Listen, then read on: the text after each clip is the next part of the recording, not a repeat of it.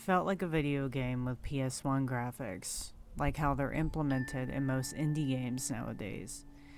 It was an enclosed space, dimly lit, grayish white walls, and a low ceiling. The architecture was very geometric, cubic. Think of the oldest house in Control, sort of like that, but a lot smaller and way less ominous.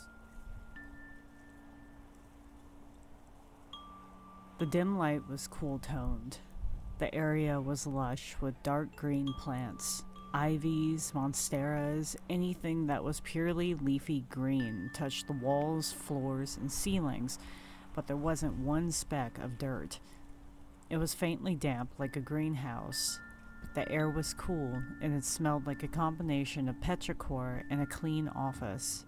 I remember feeling wonder and a smile on my face as I slowly passed through. As the dream does, the entire scenery clicked to the next channel, but it was the same RPG-esque theme, same quality. Now I'm in a desert zone, and it's night. I'm with someone, but I don't know who they are. I don't exactly remember what we were wearing, but it must have been something appropriate for excessive amounts of sand. I'm in a hallway in a simple building cut out of some kind of yellow-orange rock or maybe stucco. It's an inn, and the rooms are crawl spaces low to the ground. I bend forward and crawl into one, the dream friend stranger at my side. There's just enough space between us and the bed to stretch our arms out. The duvet was red, and it may have had patterns throughout.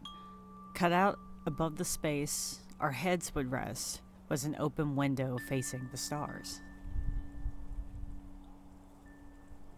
As I got comfortable and gazed out, the third-person dream camera panned toward the sky, like a resting animation when the night passes in a JRPG.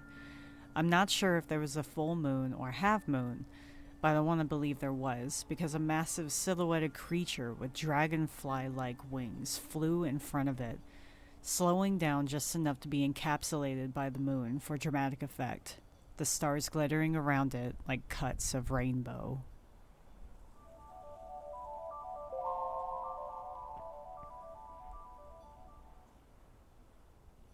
I'm still not sure if it was a living creature or if it was some biomechanical ship like Moya from Farscape, but it felt mythical, like it was a being only spoken of in legend that watched over everyone, or something like that. It's hard to explain with words.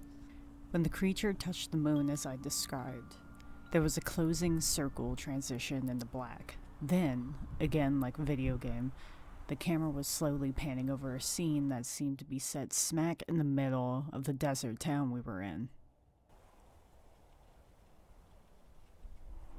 It was morning, and there was a small group of about 4 or 5 in island animation, which I assume were waiting for us.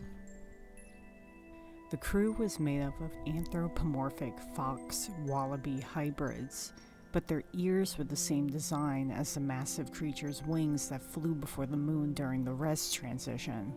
2 large fox ears and 2 sort of smaller ones below them. They also had steeds that were dinosaurs.